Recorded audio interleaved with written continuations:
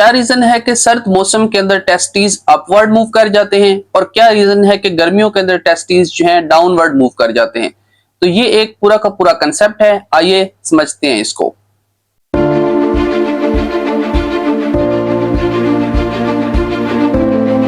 अस्सलाम वालेकुम डॉक्टर्स, आज का हमारा टॉपिक है स्पर्मेटोकॉर्ड। हमारी जो लास्ट वीडियो थी उसके अंदर हमने डिस्कस किया था इंग्वाइनल कैनाल को। इंग्वाइनल कैनाल हमारे ग्लॉइन रीजन के अंदर एक कैनाल होती है जिसके अंदर से स्पर्मेटोकॉर्ड और इलियो इंग्वाइनल नर्व गुजरती है। तो आज का हमारा टॉपिक है स्पर्मेटोकॉर्ड। तो स्पर्मेटोकॉर्ड जो है ये एक किस्म का रूट है जिसके थ्रू स्पर्म्स जो है हमारे टेस्टिस से यूरिथ्रा तक जाते हैं और डिफरेंट किस्म की blood supply, lymphatic circulation, nerve supply और वेनस सर्कुलेशन जो है वो हमारे पास टेस्टिस की तरफ आती है और जाती है। ठीक है, देन स्पर्मेटोकॉर्ड जो है इसकी 3 लेयर्स होती हैं। अगर हम एक्सटर्नल से इंटरनल साइड की तरफ बात करें तो हमारे पास सबसे जो आउटर लेयर है उसको हम कहते हैं एक्सटर्नल स्पर्मेटिक फेशिया। ठीक है, उसके बाद जो हमारे पास मिडल लेयर है उस लेयर को हम कहते हैं क्रिस्मेस्टेरिक फेशिया। ठीक है, क्या कहते हैं? क्रिस्मेस्टेरिक फेशिया। अब ये क्रिस्मेस्टेरिक एक रिफ्लक्स होता है।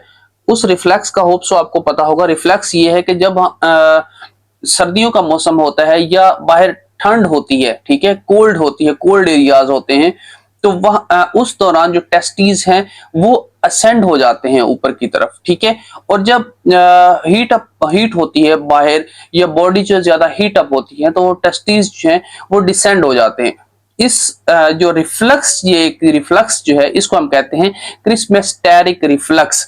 अब क्रिस्मेस्टेरिक रिफ्लक्स का मतलब या इसका मकसद क्या है? मकसद ये है कि जब सर्दियां होती हैं तो ये जो टेस्टिस हैं ये अपवर्ड मूव कर जाते हैं और जब गर्मियां होती हैं तो ये नीचे की तरफ आ जाते हैं क्योंकि उनका जो आइडियल टेम्परेचर है काम करने का वो कम है नॉर्मल बॉडी टेम्परेचर से।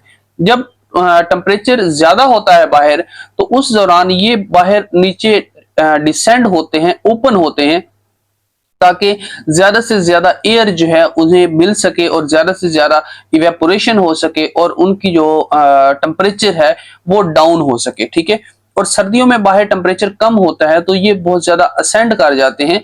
असेंड इसलिए हो जाते हैं क्योंकि जो टेम्परेचर है वो मेंटेन करना होता है। बाहर ठंड होती है तो ये ज्यादा से ज्यादा बॉडी की तरफ अपवर्ड मूव करते हैं ताकि जो टेम्परेचर है इनका वो मेंटेन रह सके। ठीक है, तो ये होता है क्रिस्मेस्टेरिक रिफ्लक्स। लेकिन यहाँ पे जो स्पर्मेटोकॉर्ड के अंदर से ये जो फेशिया पास हो रहा है इसको हम कहते हैं क्रिस्मेस्टेरिक फेशिया। ठीक है, उसके बाद अगर हम बात करें सबसे इंटरनल लेयर की कि सबसे जो इसके लेयर्स के अंदर सबसे इंटरनल लेयर है उस इंटरनल लेयर को कहते हैं इंटरनल स्पर्मेटिक फेशिया। ठीक है, इंटरनल स्पर्मेटिक फेशिया। ठीक हो गया। अभी ये है इसकी 3 लेयर्स। उस लेयर्स के बाद हम बात करते हैं कंटेंट्स की कि कौन कौन सी चीजें जो हैं वो स्पर्मेटोकॉर्ड से गुजरती हैं। ठीक है, तो उसके लिए ये है कि सबसे पहले हमारे पास है टेस्टिकुलर आर्टरी। टेस्टिकुलर आर्टरी जो है ये हमारे पास आती है और टेस्टिस को ब्लड सप्लाई करती है। ठीक है, टुवर्ड द टेस्टिस। ठीक है, टेस्टिस को आकर ब्लड सप्लाई करती है। उसके बाद हमारे पास है डक्टस डेफरेंस। इसको हम वास डेफरेंस भी कहते हैं, कुछ बुक्स के अंदर लिखा हुआ है। ठीक है, ये जो है हमारे पास मेनली रिस्पॉन्सिबल होता है स्पर्म्स को लेके जाने के लिए हमारे टेस्टिस से। ठीक है, उसके बाद डिफरेंट वेन्स होती हैं। वेन्स के अंदर हमारे पास स्पेसिफिकली जो है वो पेम्पेनिफॉर्म प्लेक्सिस होता है। पेम्पेनिफॉर्म प्लेक्सिस। अब ये पेम्पेनिफॉर्म प्लेक्सिस क्या है, इसके अंदर भी मैंने प्रीवियस वीडियोस के अंदर बहुत सारी डिस्कशन की हैं। ये एक किस्म का वेन्स का गुच्छा होता है। गुच्छा मतलब बंडल होता है। ठीक है, इस बंडल का होने का मकसद क्या है या ये क्यों होता है, उसकी रीजन ये है कि फॉर एग्जांपल मैं पहले भी कई बार बता चुका हूँ, ये टेस्टिस हैं, यहाँ ऊपर से हमारे पास आर्टरी आ रही होती है। आर्टरी जो है हमारे पास आती है टेस्टिस के अंदर और वापसी क्या जा रही होती है? वापसी जा रही होती है हमारे पास वेन। फॉर एग्जांपल यहां से वेन जा रही है तो वेन जो है आर्टरी के राउंड ऐसे घूम घूम के जाती है। ठीक है, ये जब ऐसे घूम के जाती है तो हम इस बंडल, ये जो बंडल से बन रहा है इसको हम कहते हैं पेम्पेनिफॉर्म प्लेक्सिस। पेम्पेनिफॉर्म प्लेक्सिस। ठीक है, इसका मकसद क्या होता है? इसका मकसद ये होता है कि जो हमारा नॉर्मल बॉडी टेम्परेचर है वो 37 डिग्री सेंटीग्रेड है, टेस्टिस को नॉर्मली ऑप्टिमम टेम्परेचर चाहिए 35 डिग्री सेंटीग्रेड। जब आर्टरी से ब्लड नीचे आता है तो उसका टेम्परेचर 37 होता है। जब वेन यहां से नीचे वाला ब्लड ऊपर जा रहा होता है तो इसका टेम्परेचर जो है वो 35 डिग्री सेंटीग्रेड होता है। ये जो 35 वाला ब्लड है ये आर्टरी के अराउंड घूमता है और यहां से जो आर्टरी वाला ब्लड है उसका टेम्परेचर कम होकर 35 तक आ जाता है इस पॉइंट पे, ठीक है। तो 35 वाला टेम्परेचर जो है वो टेस्टिस को ऑप्टिमम चाहिए होता है काम करने के लिए, ठीक है। तो ये पेम्पेनिफॉर्म प्लेक्सेस इस चीज में हेल्प करते हैं। उसके बाद नेक्स्ट पॉइंट है आर्टरीज। कौन कौन सी आर्टरीज जो है वो पास हो रही होती हैं? आर्टरीज के लिए ये है कि हमारे पास आर्टरी ऑफ डक्टस डेफरेंस, ठीक है, आर्टरी ऑफ डक्टस डेफरेंस होती है, यहां से पास हो रही होती है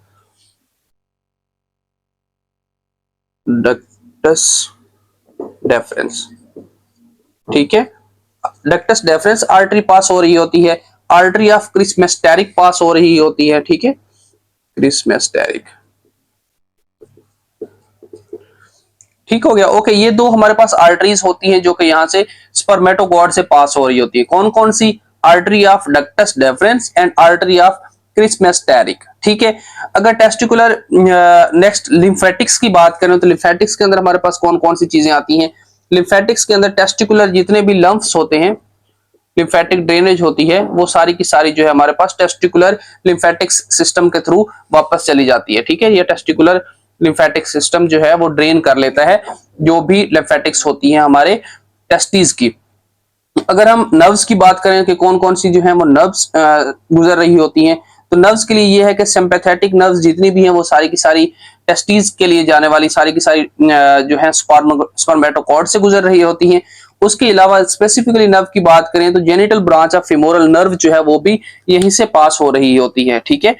genital branch of femoral nerve, genital branch of femoral nerve, ठीक है। तो ये हमारे पास है सम नर्व्स, लिम्फेटिक ड्रेनेज और हमारे पास वेन्स। इसको एक क्विक सा रिकैप देते हैं।